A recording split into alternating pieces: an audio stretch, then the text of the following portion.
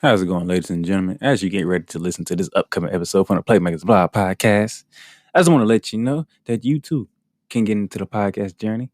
It's very simple, it's very easy. All you got to do is jump on Anchor, the one-stop shop for recording, hosting, and distributing your podcast. It is 100% free and easy to use.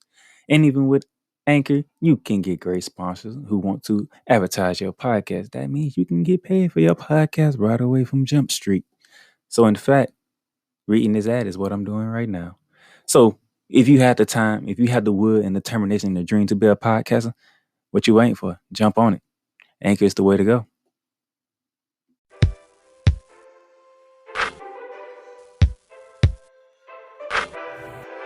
You ready? I'm ready. The Playmakers Bar Podcast present Hoops Talk, hosted by Darnell the Playmaker Salins. NBA, college basketball, playoffs, March Madness. No matter what, we talking hoops, man. Let's get it.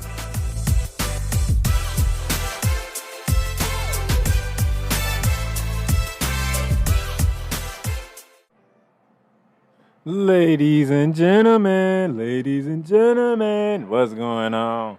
It's your boy, the Playmaker Darnell Silence out here in Jacksonville, Florida, bringing you another Olympic edition of Hoops Talk.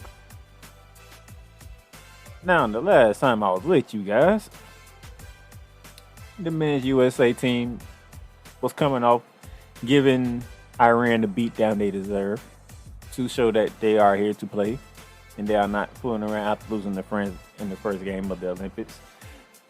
They came back and, they dominated the Czech Republic on the, I want to say the 30th. I could be wrong. Let me look at my notes here. On the 31st. And earlier this morning, they started to met around the quarterfinals against Spain, which is a tough draw. One of the United States' biggest rivalries when it comes to Olympic or world basketball with the Casal brothers, but only one is playing.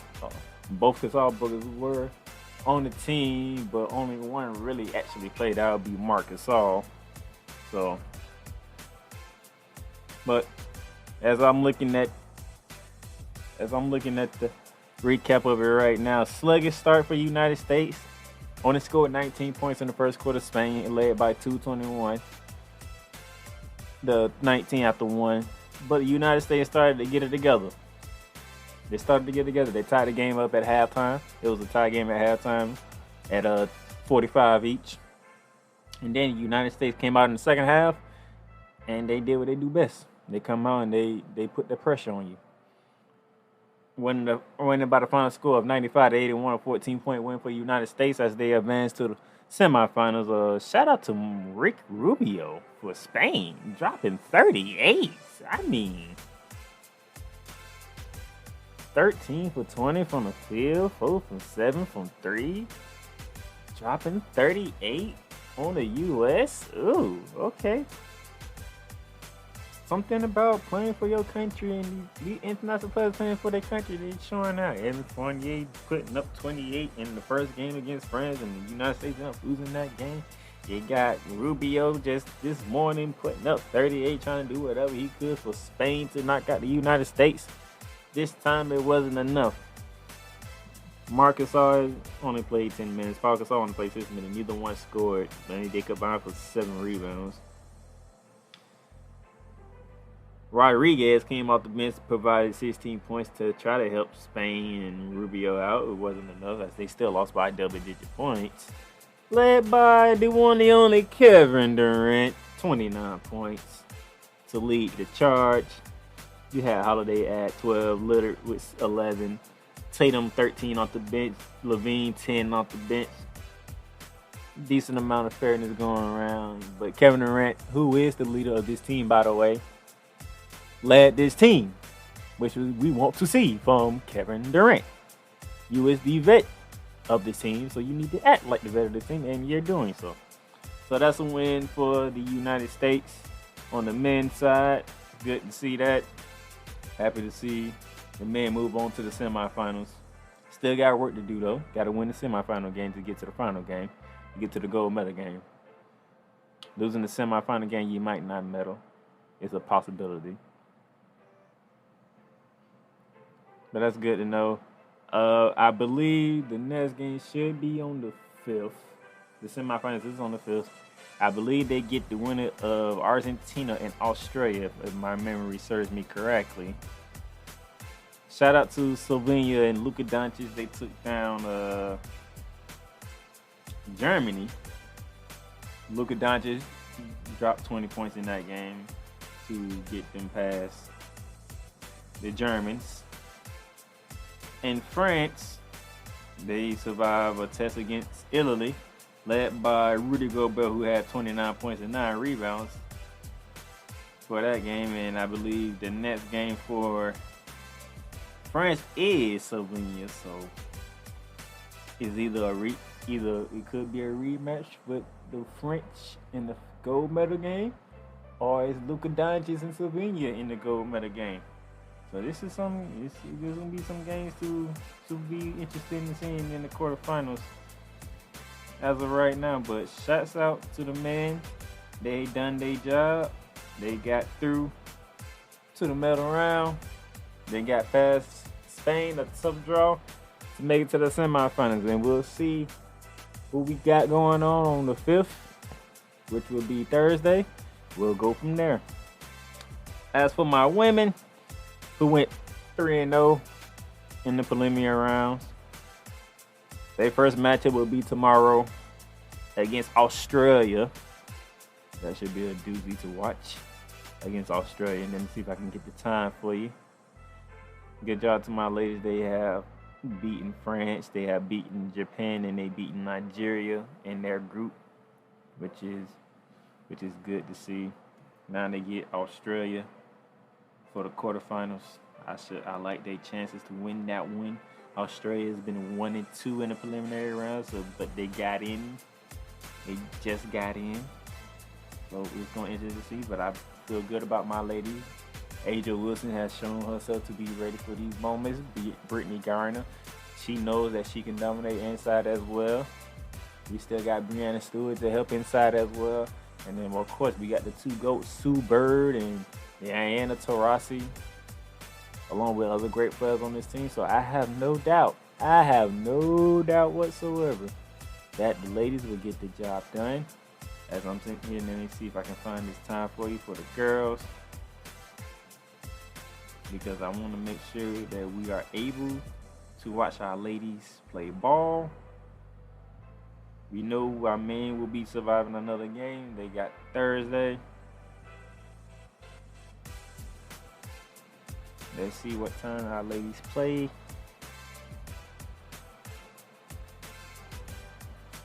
Give me a second here.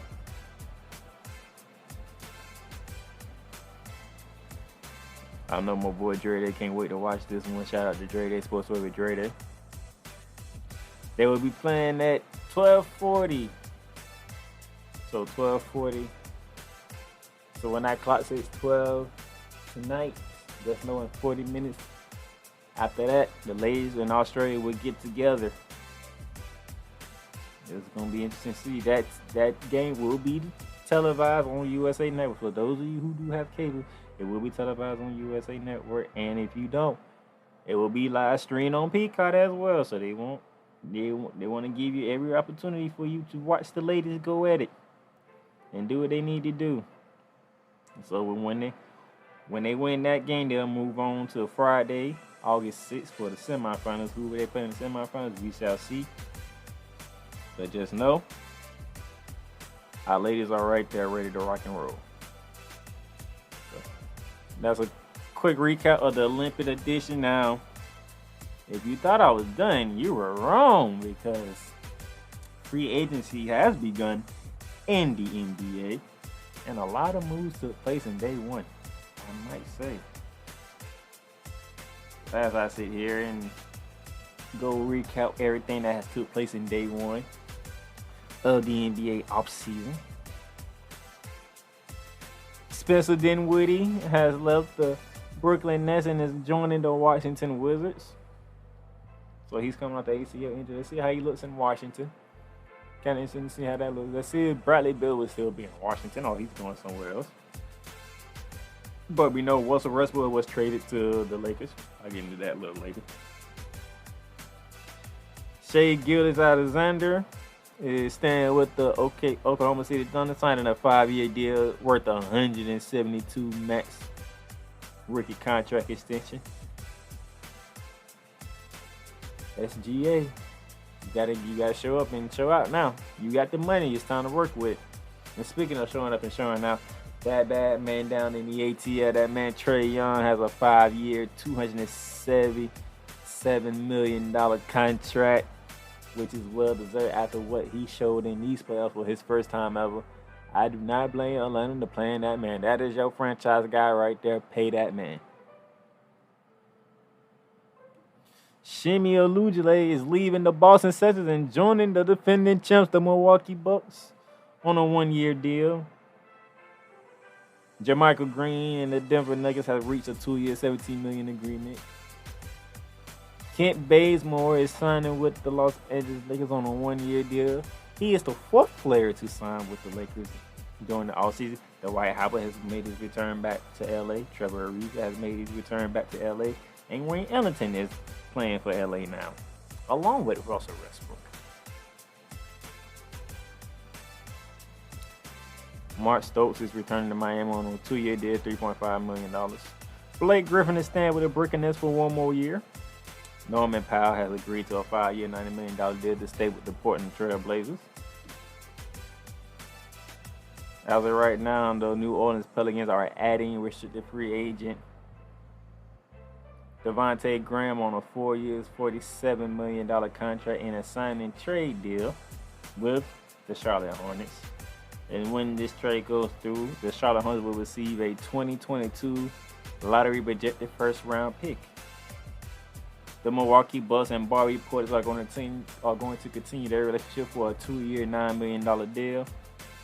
Cody Zeller is going to the Portland Trail Blazers on a 1-year deal. Daniel Tice is going to the Houston Rockets on a 4-year, $36 million deal. Alex Caruso, who's leaving the Los Angeles Lakers and going to the Chicago Bulls on a 4-year, $37 million deal. Lucas Batum is agreeing to stay with the Los Angeles Clippers on a 2-year deal. Derrick Rose is going to remain in New York City with the New York Knicks on a 3-year, $43 million deal.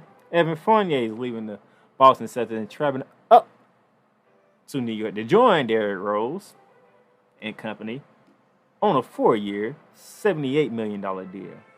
Solomon Hill is staying with the Atlanta Hawks for 1 more year. As I mentioned earlier, Dwight Howard returning back to the Lakers is his 3rd stint with the Lakers, as well as Trevor Ariza, I believe his 2nd stint with the Lakers. Zach Collins is leaving the Portland Trail Blazers and joining the San Antonio Spurs on a 3-year, $22 million deal. Gary Trent Jr. is sticking with the Toronto Raptors on a 3-year, $54 million deal. That's going through. Mo Harkless is going to the Sacramento Kings on a 2-year, $9 million deal. Jeff Green to Denver on a 2-year, $10 million deal to join the Nuggets. Doug McDermott on his way to the San Antonio Spurs on a 3-year, $42 million deal. Chris Paul, who opted out of his contract, has re-signed with the Phoenix Suns on a max of 4 years, $120 million. Whew. Chris Paul got that money. Now it's time for Chris Paul to go get that ring. Torrey Craig, formerly of the Phoenix Suns, has left the Phoenix Suns area to head out east and to the north to join the Indiana Pacers on a 2-year, $10 million deal. Duncan Robinson has agreed to a 5-year, $90 million contract to stay with the Miami Heat. And speaking of the Miami Heat, the Miami Heat are currently working with Jimmy Butler in the process of giving him a contract extension worth up to $184 million over 4 years. And sticking with the Miami Heat, Kyle Lowry and the Miami Heat are working on a 3-year deal. And they signed a trade with the Toronto Raptors that will send Kyle Lowry to the Miami Heat and sending Goran Dragic and another player to the Toronto Raptors. TJ McConnell is staying with the Indiana Pacers on a 4-year, $35.2 million deal. Mike Conley is sticking with the Utah Jazz on a 3-year, $72.5 million deal. Will Burton is staying with the Denver Nuggets on a 2-year, $32 million deal. Kelly Olynyk, who was traded from Miami to, I believe, Boston, has left Boston and going to the Detroit Pistons on a 3-year, $37 million deal. Jared Allen is sticking with the Cleveland Cavaliers on a 5-year, $100 million deal. Tim Hardaway Jr. is staying in Dallas with the Mavericks on a 4-year, $72 deal. Alonzo Ball is leaving the New Orleans Pelicans and heading up north to the Chicago Bulls on a 4-year, $85 million deal. This will turn into a sign and trade deal, and I believe this sign and trade deal will involve Devontae Graham going to the Pelicans and leaving Charlotte.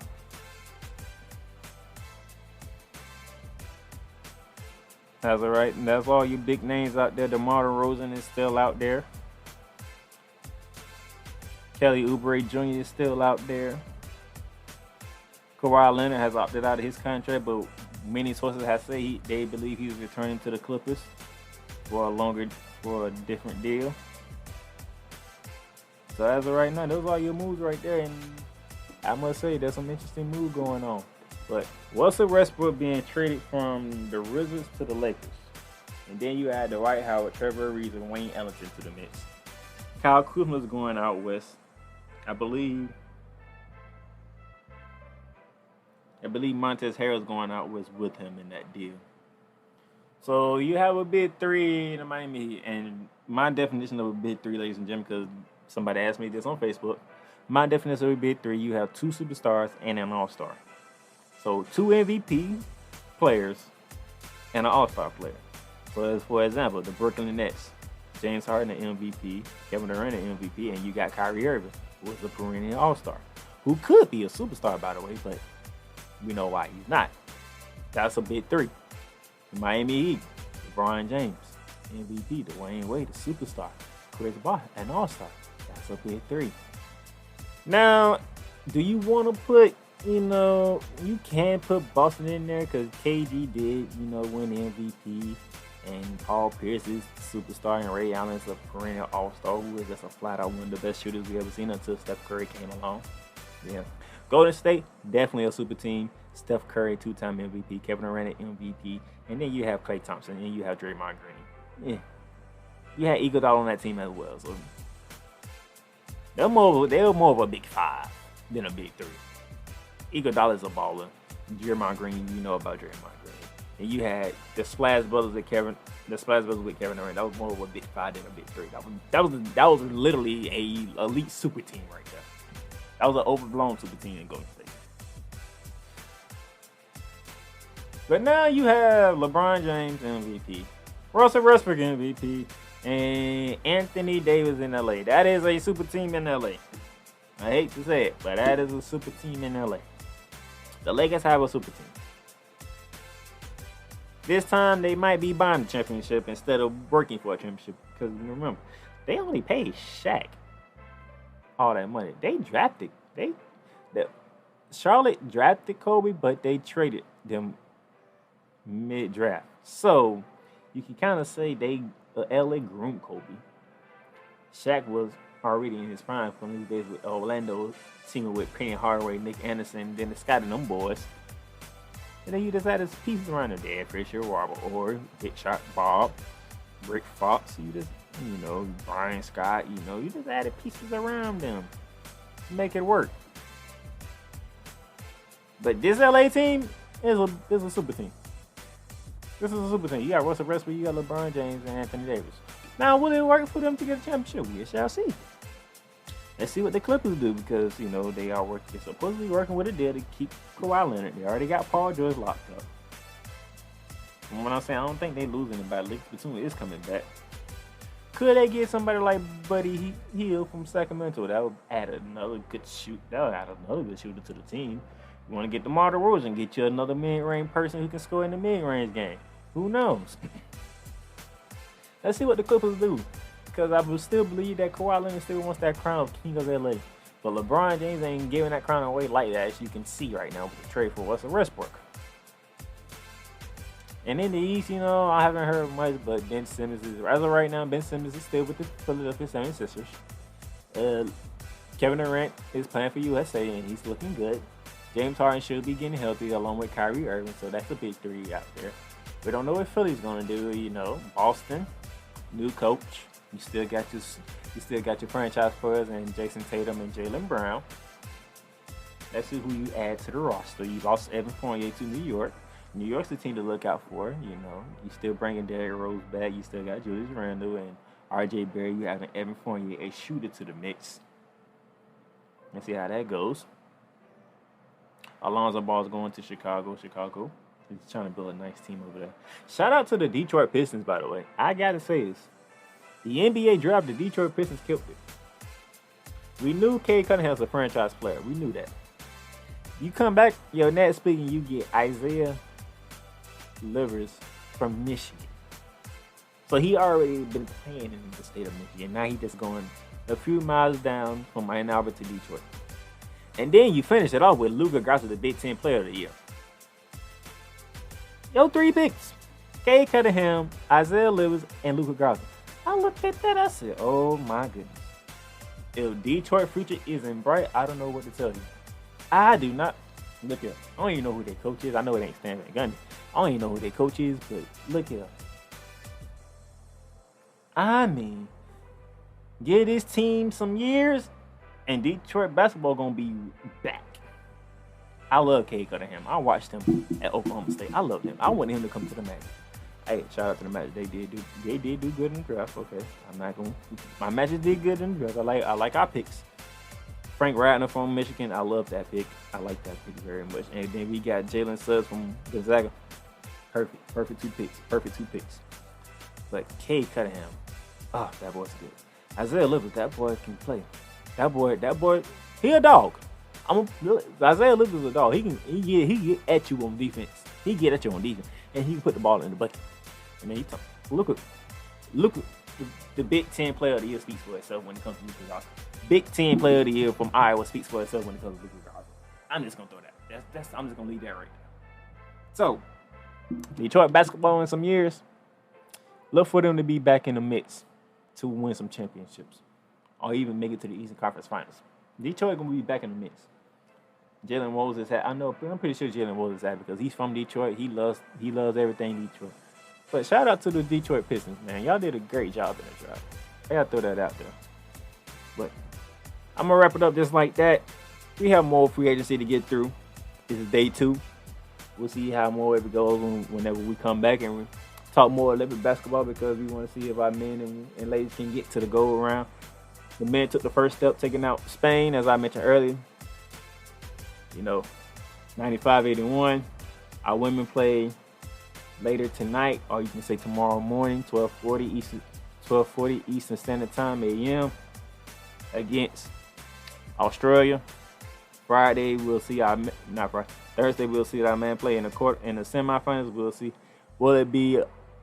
I want to say either Argentina or Australia. I believe that's the matchup. We'll see. But until then, that's all I got for you out here in Justin Florida. The playmaker down there signing off saying, I'll talk to y'all later. Woo! I hope you guys enjoyed that episode as much as I enjoy bringing it to you. So if you want to stay updated and know when new episodes of Hoop Salts come out, subscribe and follow to the podcast. You can do this on Google Podcasts, Spotify, Speaker.com, or any of your favorite platforms, including iTunes/Apple Podcasts. And for those of you who are listening on iTunes and Apple Podcasts, go ahead and drop a rate and review of the podcast to let us know how we're doing and how we can improve. And for those of you who want to see any other podcasts that we got going on, go ahead and subscribe to our website, theplaymakersblog.com, and you can see all the podcasts that we do. Until next time for Hoops Talk, it's your boy, the Playmaker down there, Silent, signing off.